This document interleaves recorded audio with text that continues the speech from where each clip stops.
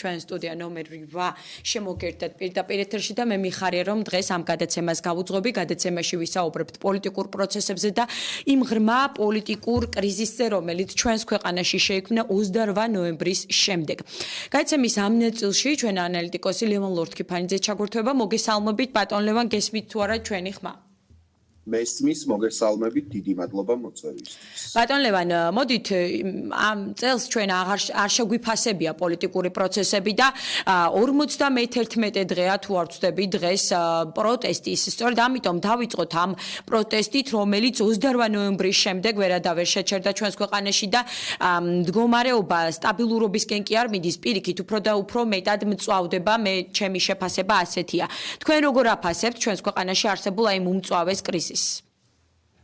უმძიმეს მდგომარეობაშია დღეს ჩვენი ქვეყანა, ჩვენი საზოგადოება და ეს არ გამოიხატება მხოლოდ იმაში, რომ ადამიანები 50 დღეზე მეტია ქუჩაში არიან გამოსულები. კრიზისზე მიანიშნებს ისიც, რომ დღეს განსხვავებული პოლიტიკური შეხედულებების მქონე მეზობლები ერთმანეთს არ ელაპარაკებიან. განსხვავებული პოლიტიკური შეხედულების მქონე ოჯახის წევრებს ერთმანეთთან მოლაპარაკებების და საუბრის რესურსი აღარ დარჩათ. ქართულმა ოცნებამ სამწუხაროდ ჩვენ საზოგადოებაში წარმოქმნა ისეთი ჭრილობები, ისეთი ნაპრალები, რომ ადამიანებს უჭირთ ერთმანეთისკენ მიმავალი გზების პოვნა.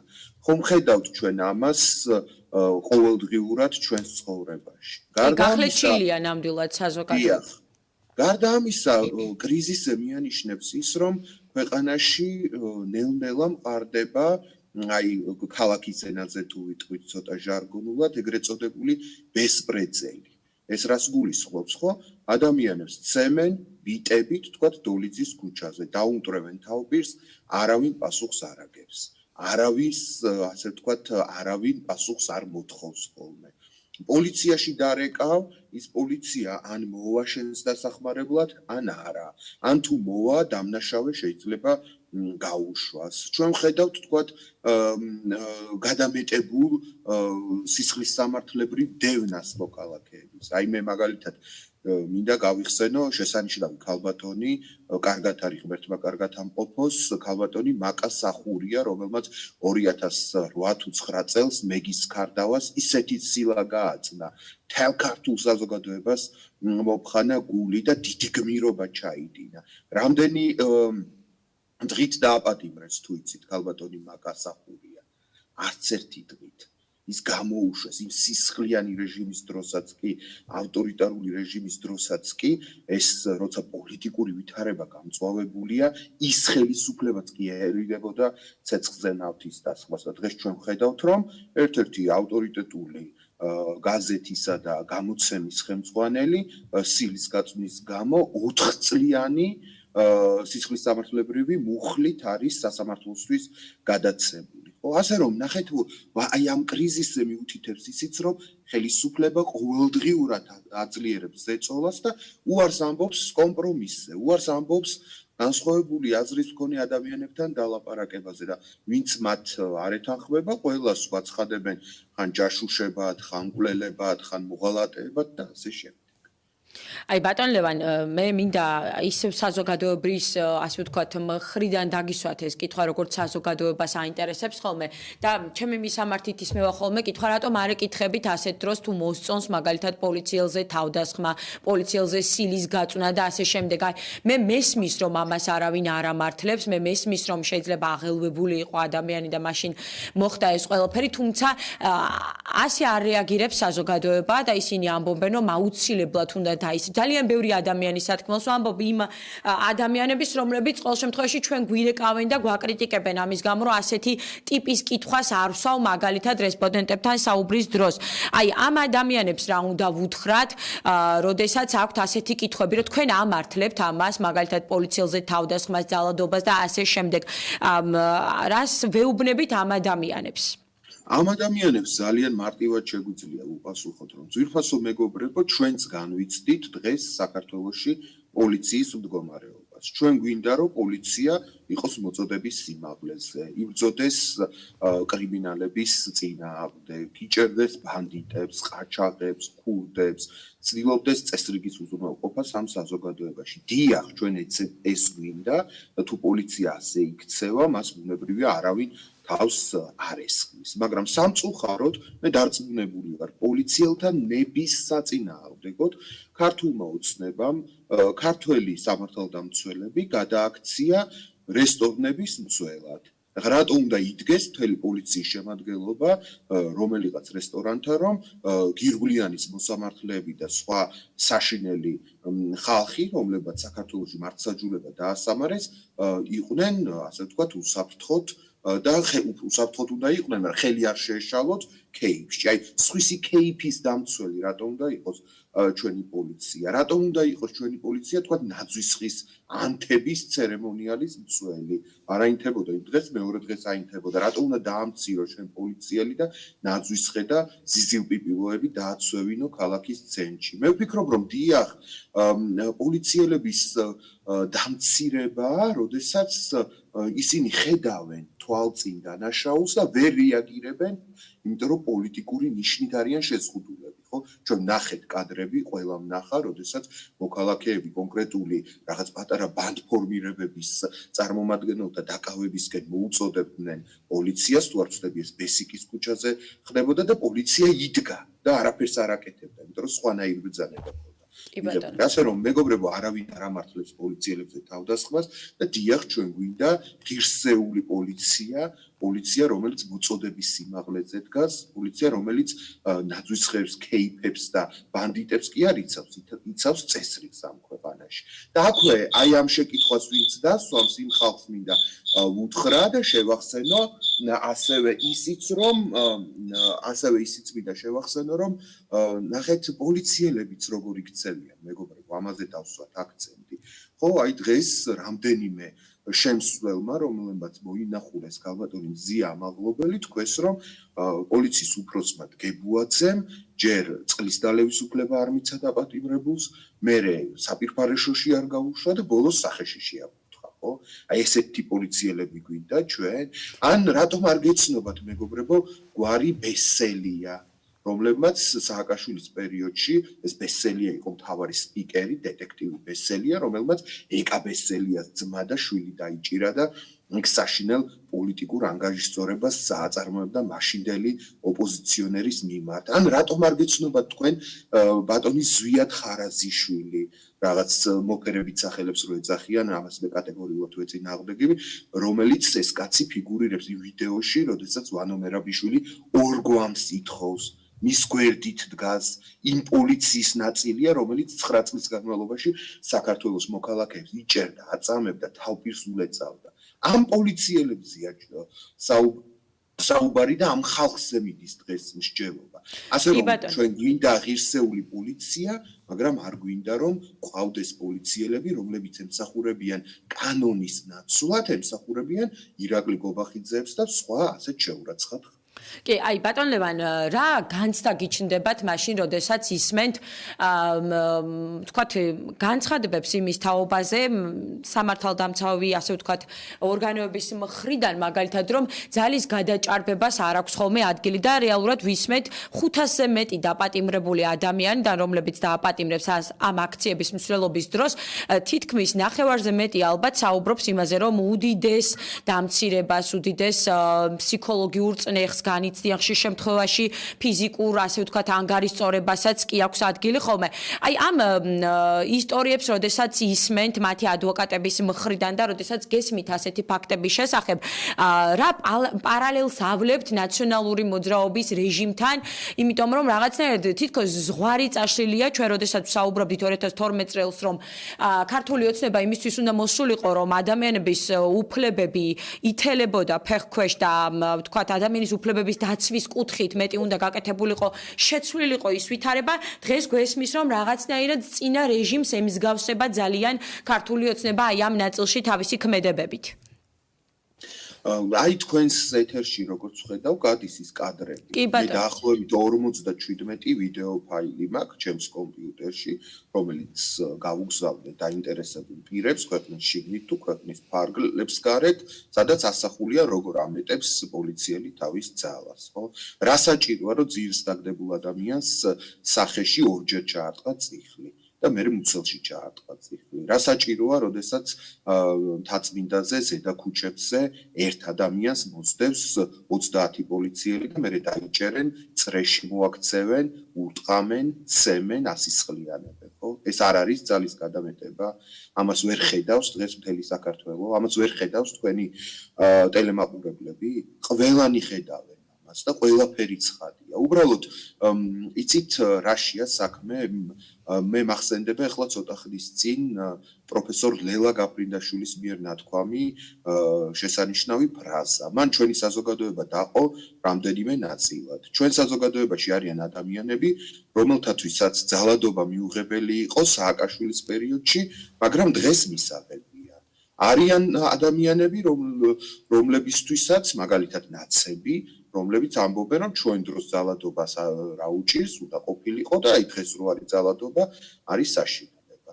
და ვართ ჩვენ, საქართველოს მოქალაქეები, რომლებიც ძალადობას ვაპროტესტებდით მაშინ, როდესაც ბაჩო ახალაია იყო შინაგან საქმეთა მინისტრი და ვანო მერაბიშვილი იყო შინაგან საქმეთა მინისტრი და ნაციონალების ძალადობაც მიუღებელი იყო და დღევანდელი ძალადობაც არის კატეგორიულად მიუღებელი ჩვენთვის. და ყველაზე სწორი პოზიცია, ადამიანური პოზიცია, ქრისტიანული პოზიცია, სამართლიანი პოზიცია არის ეს. ძალადობა ნებისმიერი რეჟიმის დროს არის გაუმართლებელი და ადამიანების ჩაგვრას, ხებით ადამიანებზე შედგომას არ ამართლებს არც გეოპოლიტიკა, არც ქვეყნის, ასე ვთქვათ, ტერიტორიული მოწყობის საკითხები, არც პარტიული მიკუთვნებულობა და ასე შემდეგ. ღირსეული ადამიანი უნდა აპროტესტებდეს ნებისმიერი სახის ძალადობას, ვინც არ უნდა ჩადიოდეს ამას. მე მოუწოდებდი თქვენს მაყურებლებსაც, ჩვენი საზოგადოების წარმომადგენლებსაც, რომ აი ეს მორალური პოზიცია ავირჩიოთ და ნუ ვიქნებით სასტიკები ჩვენი ოპონენტების მიმართ, ან იმ ადამიანების მიმართ, რომელთაც არ ვეთანხმებით და არ მოგწონს. ხო, აი მაგალითად, ჩემთვის მორალურადაც, პოლიტიკური პოზიციებითაც, შეხედულებითაც, რა ვიცი, ცხოვრებისეული გამოცდილებითაც და ყველაფრითაც მიუღებელი ადამიანია და რა ვიცი, არ მიმაჩნია სერიოზულ ფიგურად, ქვეყნის მოწინააღმდეგედ მიმაჩნია ბატონი ლევან ხაბეიშვილი, მაგრამ როცა ვნახე, რომ შეითრიეს და თავპირი დაალეწეს და მეორე დღეს ხელი ქონდა მოტეხილი, ფეხი ქონდა მოტეხილი, თვალი ჩაწითლებული, ცხვირი გაციებული და თავი გატეხილი, ამაზე ვერ უნდა გაჩერდეს ერთ-ერთი პატიოსანი ადამიანი, ხო? თან ჩვენ იმ სამყაროს წარმოვადგენთ, სადაც ყველაზე წმინდა წიგნში გვეუბნებია, რომ გიყვარდეს შენი მტერიცო და არის სურვო მასზე უბედურება და საშინელება ტანჯვა და ტკივილიო და აი ამ იდეალებს უნდა უერთგულოთ. თუ არ უერთგულებთ, მივიღებთ იმას, რასაც ახლა თქვენს ეკრანებზე ვხედავთ, როცა სახელმწიფო უცხადებს ომს თავის მოქალაქეებს და ადამიანებზე ძალადობას ამართლებს რაღაც deep state-ებით, ჯერ ომის პარტია იყო, ხა deep state-ია, ხვალ შეიძლება მოიგონო რაღაცა სხვა ტერმინი და ამართლებს ესეთი კი, აი ეფემერებით. ეს ძალიან საინტერესოა ბრიტანული სანქციების მოლოდინშია ქართული ოცნება და მათი მეთაური ბიძინა ივანიშვილი და ჩვენ გუშინ მოვისმინეთ მათ მიერ გაკეთებული განცხადება, პოლიცსაბჭოს განცხადება, რომელშიც წერია, რომ დიდი ბრიტანეთი და მისი ხელისუფლება, ასე ვთქვათ, ავტორიტეტის საკითხი მათი ეჭქვეშ დადგება თუ მიიღებს გადაწყვეტილებას და ბიძინა ივანიშვილს დაასანქცირებს.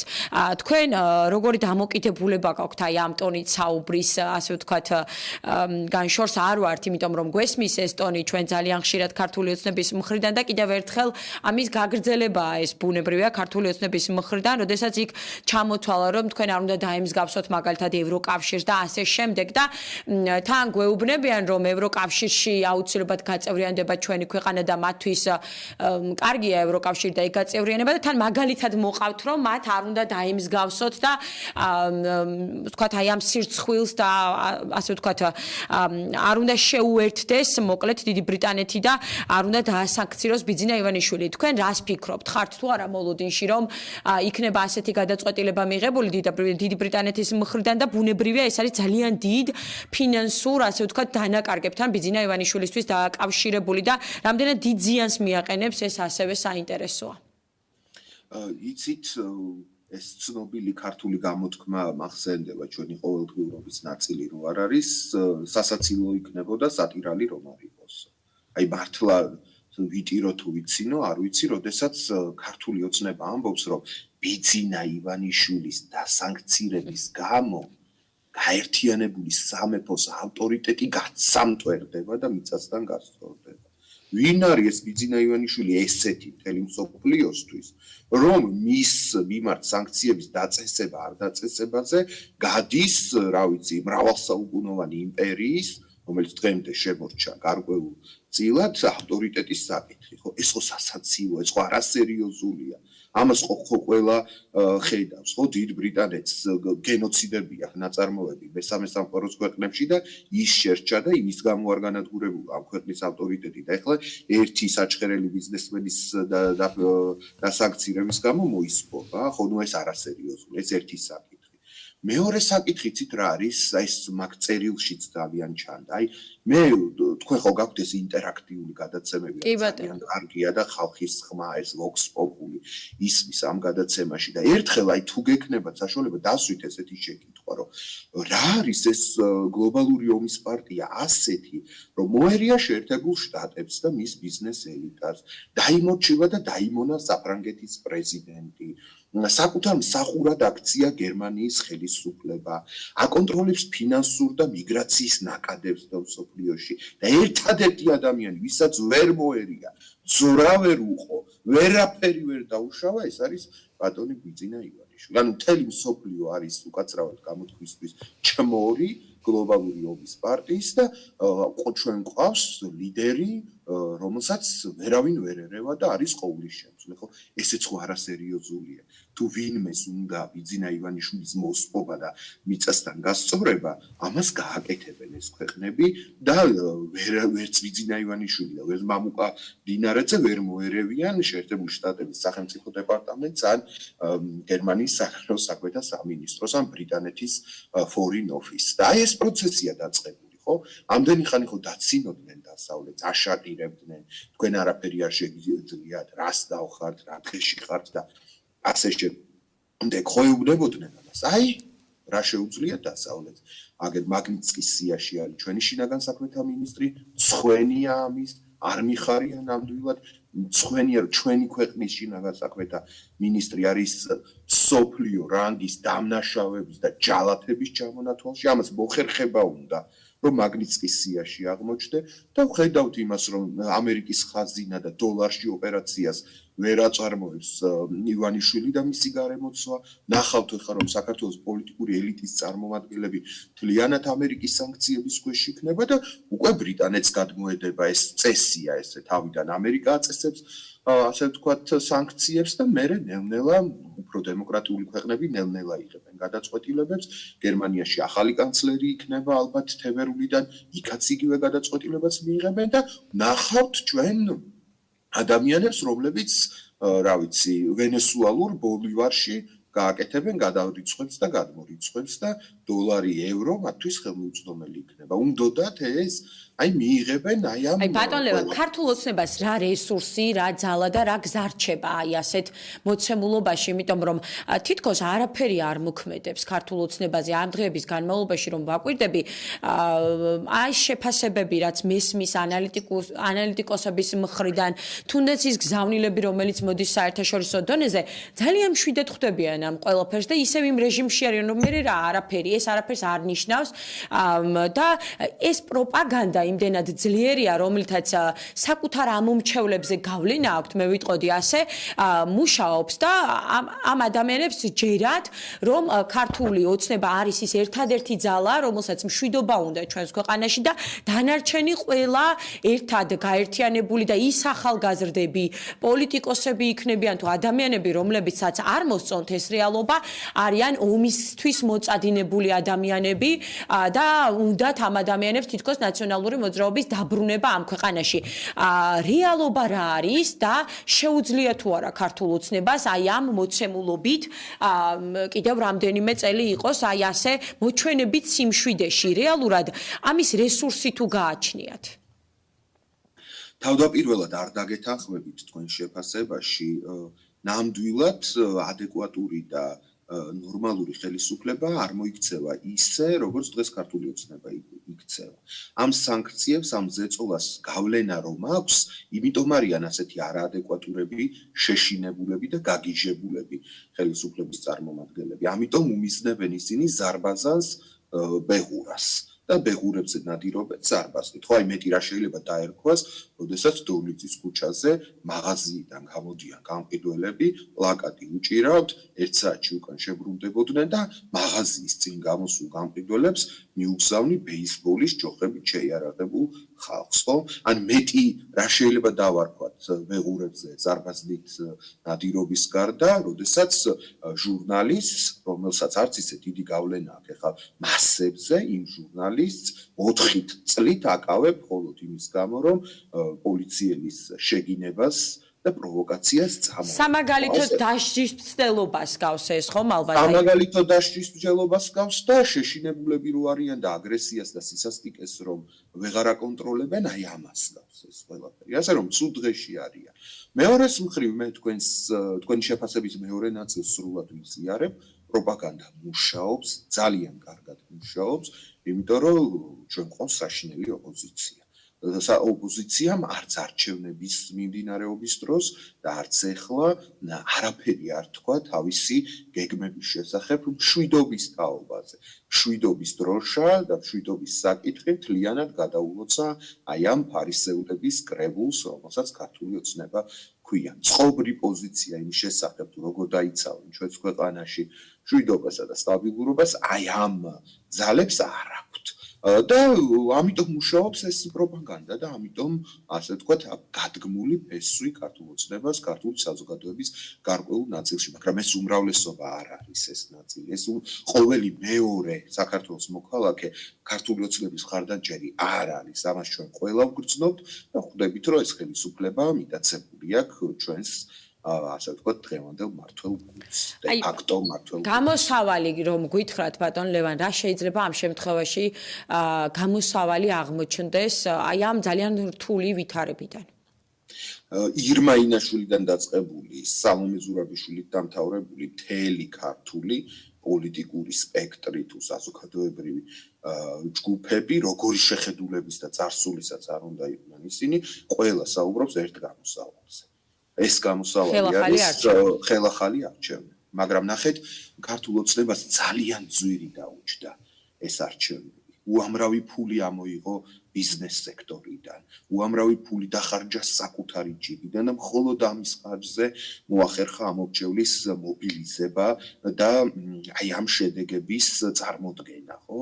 რაც უკანასკნელ არჩევნებზე ჩვენ ვნახეთ. დღეს ქართულ ოცნებას პოლიტიკური ავტორიტეტიც დაკარგული აქვს, სახელით შელახული აქვს. ჩვენს ქვეყანაში სამოქალაქო ომის გაღვივების მცდელობაში ედება ბრალი. მთელ მსოფლიოში მას არავინ არ ელაპარაკება და პლუს ამას მათ არ აქვთ იმდენი ფული, რომ ხელახლა მილიონი ადამიანი დარაზმონ 51-ის გასაფერადებლად. ამიტომ ეშინიათ ამ ყველაფრის ეშინიათ ძალაუფლების დაკარგვის და არავინც და არამც არ მიდიან აი ამ ხელახალ არჩევნებზე. ჩვენ ვდგავართ ესეთ გზაგასაფარზე. ან საქართველოში იქნება ხელახალი არჩევნები, ან ბიძინა ივანიშვილი ხიშტებით გადაგვივლის, გამოვა ქუჩაში და გაგვისწორდება ჩვენ ვითი რა ქვია, ყველანაირი საშუალებით. ბიძინა ივანიშვილი მზად არის, რომ ამ ქვეყანაში ღმერთო მაბატი ამას რომ ამბობ, შიში თუ ამბობ ამ ყველაფერს, მზად არის, რომ დაღვაროს სისხლი. ასე რომ სანამ დროა მეგობრებო, დავწყნარდეთ, შევხედოთ ერთმანეთს, გავუწოდოთ ერთმანეთს ხელი, დავამყაროთ მშვიდობა ჩვენი ქვეყნის საზღვრების შიგნით და ჩავატაროთ არჩევნები. ამ არჩევნების შედეგები ადვილად პროგნოზირებადია. შედეგი იქნება ესეთი, რომ არც ერთ პოლიტიკურ ძალას არ ექნება ამ ქვეყანაში უმრავლესობა და გვექნება ნორმალური ევროპული პარტიული გადანაწილება, სადაც ადამიანებს მოუწევთ და ძალებს მოუწევთ ერთმანეთთან კოალიციის ჩამოყალიბება. აი ეს არის გამოსავალი და გონი ეს არავის არ დააზარალებს გარდა იმ ხალხისა, ვისაც აბსოლუტური ძალაუფლებისკენ აქვთ მიდრეკილი. კი ბატონო, უღრმესი მადლობა იმისთვის, რომ მიიღეთ გადაცემაში მონაწილეობა.